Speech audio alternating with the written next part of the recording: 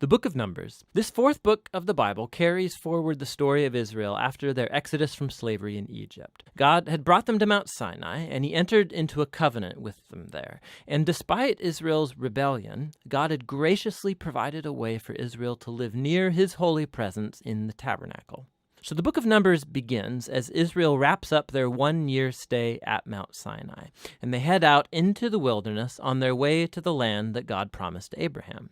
Now, the book's storyline is designed according to the stages of their journey. So the first section begins at Mount Sinai, but then they set out and travel to the wilderness of Paran. And then from there, they travel to the plains of Moab, which is right across from the Promised Land. Now, the first part opens with a census where the people are numbered. That's where the book gets its name. And then there are laws about how the tribes of Israel were to be arranged in their camp. So the tabernacle was to be at the center, and then around that, the priests and the Levites, and then around them, the 12 tribes neatly arranged with Judah at their head. Now, this was all an elaborate symbol about how God's holy presence was at the center of their existence as a people.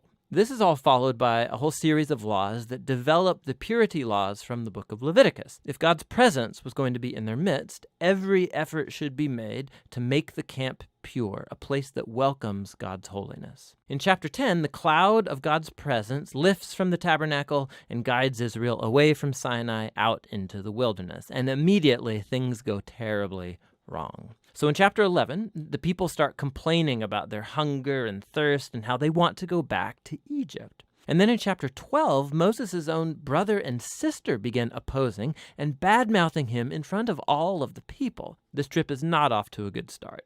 The next section begins as the Israelites arrive in the desert of Paran, about halfway to the Promised Land. And God tells Moses to send out the 12 spies, one for each tribe, so they can scout out the Promised Land. So when the spies all return, 10 of them say that there is no chance Israel can survive there because the Canaanites will destroy them. But there are 2 spies, Caleb and Joshua, who say that God can save them. But the 10 whip up the people into a fearful rage, and they start planning a mutiny. They're going to appoint a new leader and head back to Egypt. So God is understandably angry, and Moses intercedes on the people's behalf. He calls God to be faithful to his promises to Abraham. And so God does, but not at the expense of his justice. He gives these Israelites what they want, to not enter the land. And God sentences this generation to wander in the wilderness for 40 years until they die. Only their children will get to enter the Promised Land. Now, you'd think this severe consequence would wake them up, but it gets even worse. So in the next story, there's a whole group of Levites that begin a rebellion, and they challenge Moses and Aaron's leadership, saying that they have gone way too far. So God deals severely with these Levites, and he renews his commitment to Moses and Aaron as Israel's leaders.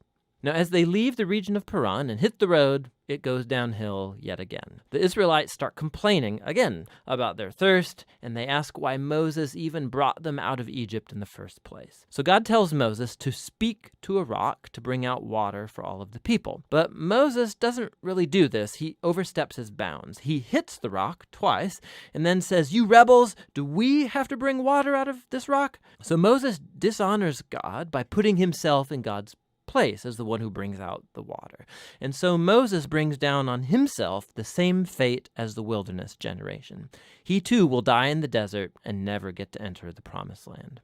After this, the Israelites rebel yet again, and God brings a very strange judgment on them, venomous snakes to come and bite the people. And so Moses again intercedes on behalf of the people. And God tells Moses to do this, to make a bronze snake and to lift it up on a pole, so that whoever looks at this snake would be healed of the poisonous snake bite. It's a very strange symbol, but it speaks to the challenge that God has by being faithful to his covenant. He's right to bring justice on the Israelites' evil and sin. But even God's justice gets transformed into a source of life for those who will look to God for healing. From here, the people head into the plains of Moab, and the first main part of the section focuses on the strange figure of Balaam. So the king of Moab is freaked out at this huge group of people traveling through his territory. So he hires a pagan sorcerer, Balaam, to pronounce curses on Israel.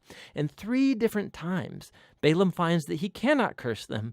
He can utter only blessing upon Israel. Remember God's promise to Abraham from Genesis 12. So not only can Balaam not curse Israel, but God actually gives him a vision about a future Israelite king who will one day bring God's justice to all of the nations. This vision recalls Jacob's promise to Judah in Genesis chapter 49.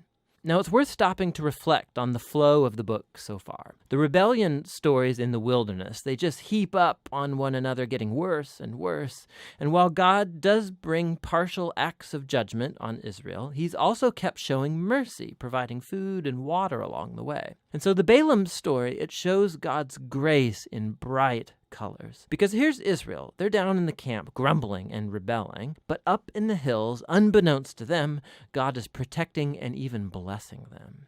And it's this contrast between Israel's rebellion and God's faithfulness in the wilderness, that's what made these stories so important for later generations of Israel. So the wilderness stories are retold time and again by later biblical prophets and poets, and even by the apostles in the New Testament.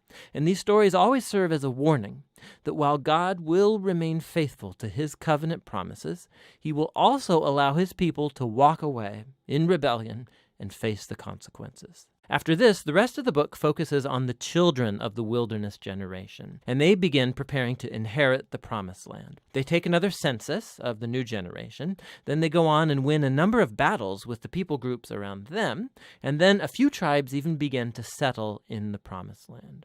So the book ends with the new generation poised to enter into the land, and Moses is about to deliver his final words of wisdom and warning. But for now, that's what the book of Numbers is all about.